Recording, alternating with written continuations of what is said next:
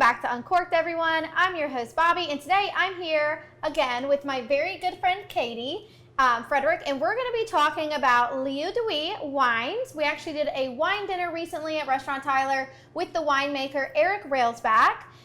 These are from Santa Barbara, California, but we're only going to be talking about two of them today.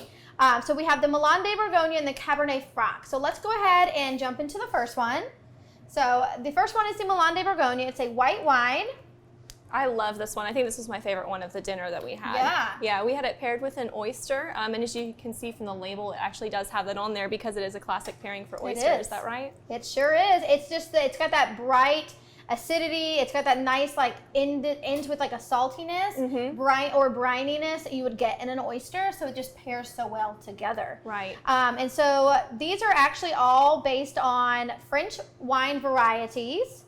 So this is from Santa Barbara, correct, but it's based on French wines from which region? From the Loire Valley. So the Milan de Bergonia is typically found in the Piemonte region of the Loire Valley in France, which is really confusing because it's not in Burgundy because the name is Milan de Bergonia, which is how you actually pronounce Burgundy in French. But the reason that is because they were once planted in Burgundy, but the vines, which is where it's home to, but were ripped up in the 16th century and then replanted in the Piemonte region. So these wines are delicious. Like I said, this one goes great with oysters, like she said. That's the reason it's on the bottle, which the bottle is just stunning. It's simple, but it draws your eye in. Absolutely. So the next one we have is the Cabernet Franc. I love Cabernet Franc. Thank you. One of my favorite things about Cabernet Franc is that a lot of people don't know that it is the father grape to some of the most famous red grape varieties in the world, including Cabernet Sauvignon, Carmenere, and Merlot. So those grapes wouldn't exist without this one. And what do you think about this one? I like how full it tastes. It's kind of peppery.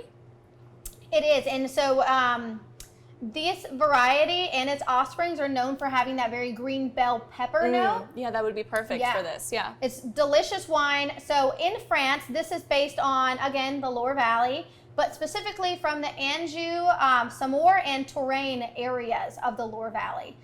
They loved French wine so much that they wanted to try to recreate them in a sense. In Santa Barbara, they are going to be different because you still get that very, this is Santa Barbara, this is slightly warmer than it is going to be over there. You can taste a little bit more fruit, but I think it makes it a little bit more beautiful. What do you think? Right, and I also like the Santa Barbara region just because it is so diverse. You can get so much out of there, so I think it's really neat that they were able to get French-inspired wines out of California. Yeah, I mean, California's got so many different climates, from hot to cool. And you can plant so many different varieties, as we've seen just the amount of times that we have drank Santa Barbara wines. There are so many different varieties. So, yeah, which of these were your favorite? If you had to pick one, which is your favorite? I usually really love red wines. That's my go-to. However, I think the Bourguignon this time was my favorite. Absolutely, and both of these can be found at Restaurant Tyler.